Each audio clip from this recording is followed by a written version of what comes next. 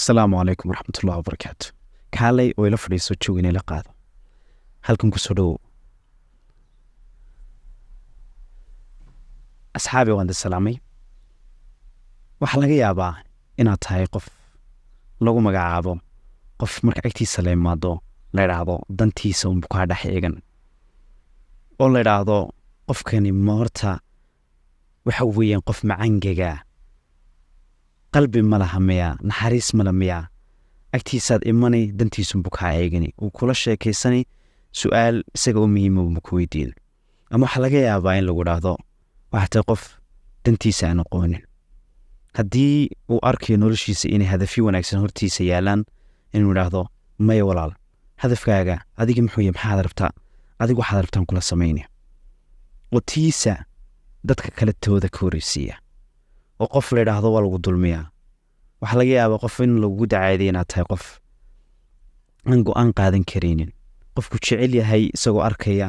inuu kaa gardaran yahay oo arkaysa qofka inuu kaa gardaran yahay inuusan odhan karaynin waad iga qaldan tahay joog ee uu odhanayo anaa qaldan anaa qaladka madaxa saarnay isagoo og inuusan qaldanin ee qofka kale qaldan yahay waxaa laga yaabaa in la yidhaahdo qof waxaa tahay aan aqoon danta noloshiisa iyo hadafyada noloshiisa laga yaabaa in lagu dacaydayo qof inaad tahay daanyeera kolba meel ku booda meel kalena ku booda ama waxaa laga yaabaa inaad tahay qof la yidhaahdo qofkani qof yaroo horta waxa weyn isku filana dantiisa yaqaana noloshiisa ay organized ay tahay balse laakiin aan haddaad ku tiraado waan ku jecelahay ku odhanayn waan kaa dareeq keliya ku odhanayoon haye 40 shakhsiyadood een hore usoo sheegay waa 40 shakhsiyadood ee dadku ay kala leeyihiin haddaba adigu shakhsiyadaada waa tiitalo 40 shakhsiyadood haddaad ogaatid mid kaa tahay waxay kaa caawin doontaa waxyaalaad ku wanaagsan tahay iyo waxyaalaad ku xun tahay jumladana runtii si fiican baa aniga anfacday adigana harjiinayna ku anfici doontaa asxaabay waxaa la yidhaahdaa haddaad og tahay ciddaad tahay ood noloshana ku wajahdo adigu og waxaa tahay nolosha kuu fududaan laakiin haddaadan aqoon shakhsiyadaadu cidda ay tahay ama sidaad adigu tahay nolosha dhan baa kugu adkaan haddabana 40 shakhsiyadood in maanta aan kugula wadaagi doona asxaabay videogan adigu ogow midaad tahay ogowna midaad waxaad ku fiican tahay ogowna waxaad ku xun tahay noloshaadan saa ku wajah haddaba shakhsiyadda koowaad aan bilaabo shakhsiyadda koowaad waxa weeyaan shakhsiyadda la yidhahdo autumka waxaan ku lifaaqi doonaa shakhsiyad walba 4 season ee sanadka autumku ama aan idhaahdee waqti roobaadka marka ay dhulku cagaaran yahay barwaaqaysan yahay dhulku shakhsiyadda noocan waxaa la idhaahdaa shakhsiyadda xidhiidhka wanaagsan oo shakhsiyad ku wanaagsan waxay ku wanaagsantahay ku horeysiinaya agteeda dad timaado naxariis iyo jacayl baad ku dareemi agteeda dad timaado waxaad dareemi doontaa inaad farxad ku heliso agteeda dad timaado ku waayimaysid caawimaad la'aan wadeeli wax walbaad u baahan tahay shakhsiyaddan waxay ku wanaagsan tahay sidaas leeg waxay jeceshahay in la wada noolaado waa unity waxay jeceshahay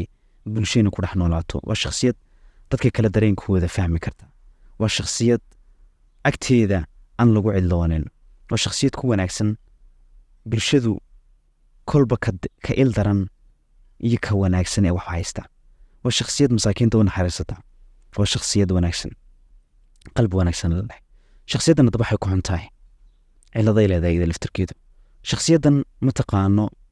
waxa ay ku saxsan tahay iyo waxyaalaha ay ku qaldan tahay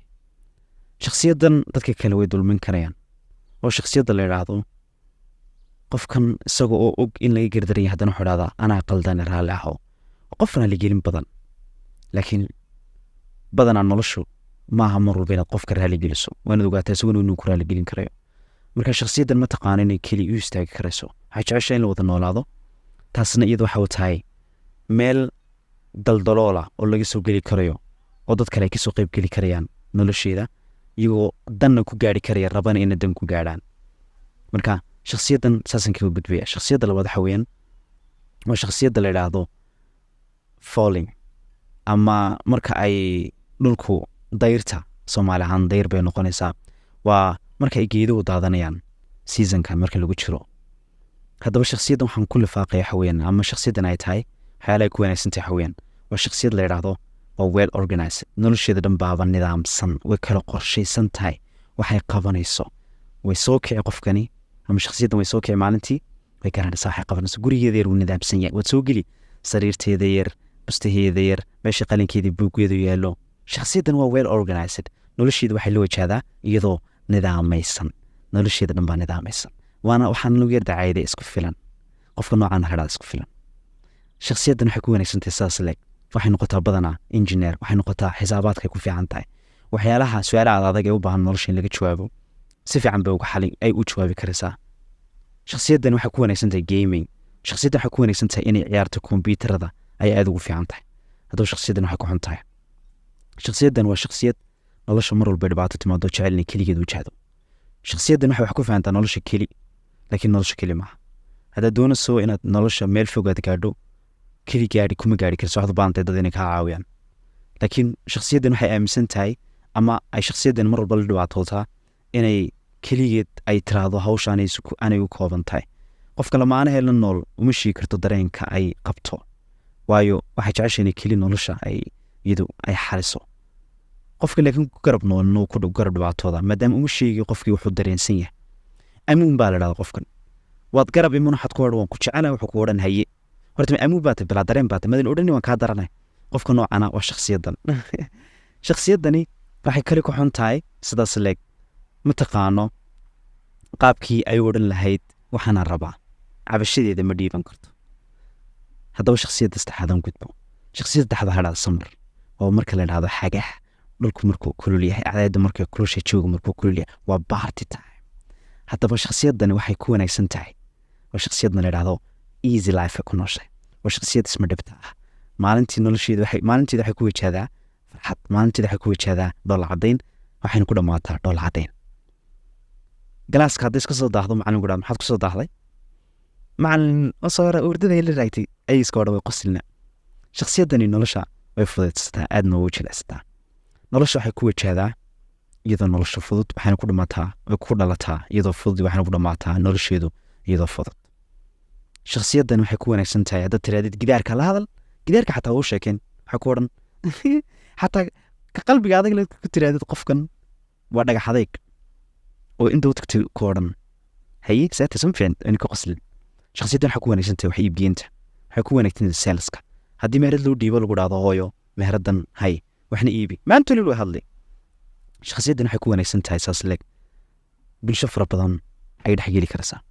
haddaba shakhsiyaddan maxay ku xun tahay shakhsiyaddan waxaa lagu dacaayadayaa daanyar waxay ku xun tahay mataqaana nolosheeda waxa u muhiima howlbadu dhiibi hawsha bartankii kiga tegay nolosha ay si fudud ugu isticmaashaa laakiin waa mararka qaarna waxay noqon karaysaa qaybta negatifka meel xun bay noqon karaysaa dhan xun bay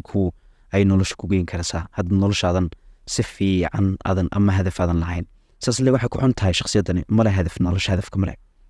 hadafkeeda ma taqaano haddaad ku tiraadid maanta howlban halkan aan u baxaynaan mari hayi waaba diyaar kameeday xidhan iyadu waxay u muhiim garan mayso waa nolol isdhexyaaca boodbood badan nolosheedu aysan kala nidaamsanayn haddaba shakhsiyaddan sidaas leeg waxay ku xun tahay ugu dambaysta nolosha dadka ku garab xataa hareeraysan way dayacdaa ma ilaalin karayso reer haddaad u dhiibto noloshaa way dayaci reerkaa way dayaci shakhsiyadda ugu dambaysa waxaa weyn winter ama winter waqtiga la idhaahdo jilaalka dhaxamaha shakhsiyaddan waxay aada ugu wanaagsan tahay waxaa la idhahdo waa goal oriented shakhsiyaddan waxay ku wanaagsan tahay waa shakhsiyad hadafkeeda garanaysa nolosha waa shakhsiyad la idhaahdo waxay noqotaa hogaamiye waa shakhsiyad noqoto madaxweyne noqota waa shakhsiyad guriga ay joogto ay ka taliso waa shakhsiyad gurigeeda ay joogto iyadu fikrado fiican soo gudbisa waa shakhsiyad shirkado waaweyn maamuli karaysa waa shakhsiyad noqon karaysa haddii aad bannaan maanta aad tiraadido waddadaa soco waa shakhsiyad garanaysa meesha u socoto waa shakhsiyad lasoo toosta maalinteeda hadafkeeda waxayna la seexataa hadafkeeda waa shakhsiyad noqotaa adduunyada badanaa dadka maamulayaasha ama hogaamiyaasha badanaa shakhsiyaddan ayay leeyihiin haddaba shakhsiyaddan maxay ku xun tahay shakhsiyaddan agteeda waa lagu garab dhibaatoon karayaa shakhsiyaddan ma dareemi karayso dadka kale waxay dareemayaan shakhsiyaddani waxay ku xun tahay keliya hadafkeedunba eegataa hadafka dadka kalena ma eegto waxaana lagu dacaayadayaa danteedunba eegataa danta dadka kale ma eegto waa shakhsiyad sidoo kale ku xun in iyadu ay madax adag tahay guriga ay joogto madax adayg ayay la joogtaa iyada taliyadeedunbaa socotaa tala dad kale ma dhegeysan karayso haddaba afartan shakhsiyad walbaa waxbay ku wanaagsan tahay waxna ay ku xun tahay haddaba shakhsiyad xun ma jirto afartan shakhsiyad walbaaba waxa qaabaysay dadkii ay ka soo jeeday waalidkeed, dadkii ku hareersan nolosheeda, ciddii mar walba nolosheeda saameyn ku lahayd, wixii ay akhrisay iyo wixii kale mataqaana nolosheeda ay la wajahday hadday tahay, wixii xubniyeeda ay ka qaadatay, waxay akhrisay, waxay daawatay iyo waxay dhegeysatay, waxay taabatay iyo waxay urisayba. waxyaalahaas dhan waxay qofka shakhsiyadda qofka ay qaabaysaa. marka shakhsiyad xun ma jirto. anigu shakhsiyaddaan ahay markaan ogaaday waxa ii fududaatay qaabkii aan u noolaan lahaa, si aan wajaho noloshan waxa ii fududaysay saas le waxay tahay markaan ogaaday shakhsiyaddaan ahay. haddaba adigu shakhsiyadee tahay? shakhsiyadahan haddaba markaad ogaato shakhsiyaddaa tahay sidaas leeg shakhsiyadda kale ee wanaagsan ee tirada dhankaasi ku wanaagsan tahay ka soo qaado. ha odhan shakhsiyaddeedu saasay tahay saan waan ku daynayaa. shakhsiyaddaadu siday tahay wanaaji, shakhsiyadda kuwa kalena wax ka qaado, isticmaalna. isku day inaad training siisid naftaada. isku day inaad tiraadid maadaama shakhsiyaddan aan nahay ani tusaalan ku siinay tusaalahan. laga yaaba inaan video kale ka sameeyo qaabka shakhsiyadda aad mataqaana xalalkeeda aad u keeni lahayd adagoo og shakhsiyaddaa tahay. anigu shakhsiyaddaan leeyahay aanu ka dhaxlay waalidkayga, gaar ahaan hooyaday. waxaan leeyahay shakhsiyadda la idhaahdo autumka, marka uu dhulku cagaaraysan yahay. shakhsiyadda waxaan ka dhaxlay waalidkay. waxaan jecelahay in la wada noolaado, laakiin aan og dhibaatada ay leedahay oonan garan karin wax ii muhiimkaa, anigu eegay qofka kale inuu la nool yahay. waxa halkaa aan laga yaabaa inaan la noolaado, ama laga yaabaa in qof ii muhiim aan ahayn inaan waqtigayga ku lumiyo. so marka waxaan sameeyaa ana og shakhsiyaddiisa sida ay tahay baan haddaba qoraa qofka shakhsiyaddiisa. aan doonay inaan waqti la qaato, anoo iska ilaalinaya inuusan dareenkaygu uusan iga awood badan. waayo shakhsiyaddani autumku ama shakhsiyaddii ugu horreysay waxay la dhibaatootaa dareenkeeda, markaasaan dareenkayga la dhibaatoon waan qoraa wax. marka